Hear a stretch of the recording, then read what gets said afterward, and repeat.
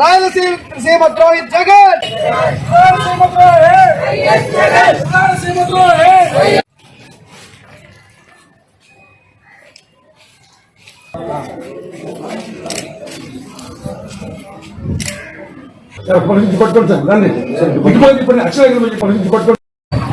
ఒక వికృతమైన మనస్తత్వం. తిరుమల లడ్డూల్లో వాళ్ళే కల్తీ చేస్తారు, అసలు కల్తీ జరగలేదంటారు. కొన్ని వేల కోట్ల రూపాయలు అవినీతి చేస్తారు. మేము శుద్ధపోసలము, అవినీతి అంటే ఏంటి అని బుకాయిస్తారు.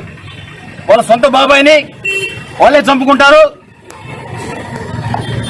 నారాసుర చరిత్ర అని చెప్పి పేపర్లో రాస్తారు. ఇదే విధంగా కూటమి ప్రభుత్వం మీద విష ప్రచారం చేయడమే వీళ్ళ పని, వేరే పని లేదు.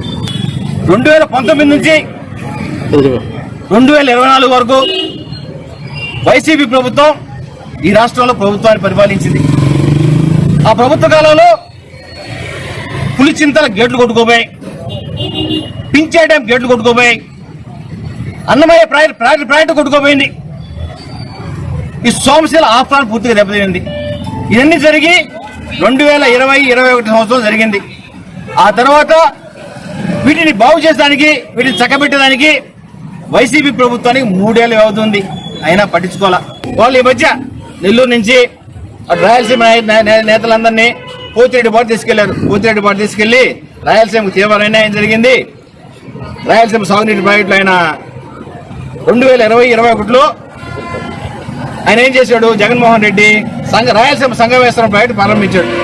ఆ రాయలసీమ సంగమేశ్వరం ప్రాజెక్టు పూర్తి చేయడం లేదు, దాన్ని పట్టించుకోవట్లేదు కూటమి ప్రభుత్వం. దానివల్ల రాయలసీమకు అన్యాయం జరుగుతుంది అని చెప్పి వాళ్ళ ప్రధాన అభియోగం. ఈయన రాయలసీమ సంగమేశ్వరం ప్రాజెక్టు నేను మొదలు పెట్టాను, కూటమి ప్రభుత్వం దాన్ని ఇచ్చేసింది అన్నారు. రాయలసీమ సంగమేశ్వరం ప్రాజెక్టు ఎప్పుడు మొదలు పెట్టావు స్వామి? 2020లో మొదలు పెట్టాం, 2021లో ఆగిపోయింది.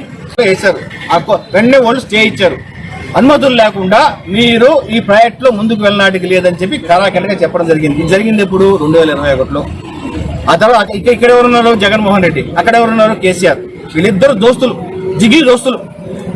నిజంగా నీకు రాయలసీమ ప్రజల పట్ల, రాయలసీమ రైతాంగం పట్ల చిత్తశుద్ధి ఉండుంటే మీ దోస్తుతో మాట్లాడి, అయ్యా ఈ సంగమేశ్వరం రాయలసీమ సంగమేశ్వరం ప్రాజెక్టుకి ఇది కట్టుకున్న వల్ల మా తెలంగాణ ప్రాంతానికి ఎటువంటి నష్టం లేదని చెప్పి ఆ రోజు కేసీఆర్ చేత ఒక మాటగా చెప్పించుంటే అప్పుడే స్టే వచ్చిండేది.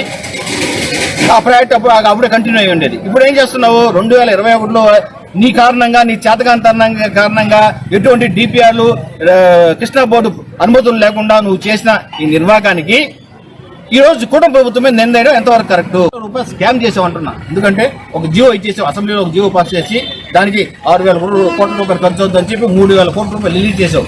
ఆ రిలీజ్ చేసి ఆ కాంట్రాక్ట్ వర్క్ ఎవరికి ఇచ్చావా? నీ అనుంగు సహచరుడు, మంత్రివర్గ సహచరుడు పెద్దిరెడ్డి రామచంద్రరావుకి ఇచ్చావు.